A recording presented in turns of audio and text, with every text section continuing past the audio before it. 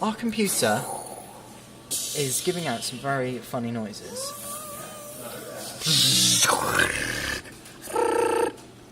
To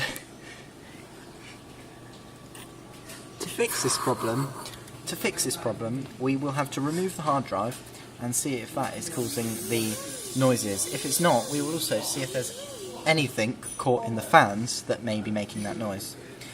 We may have to replace one of the fans or the hard drive.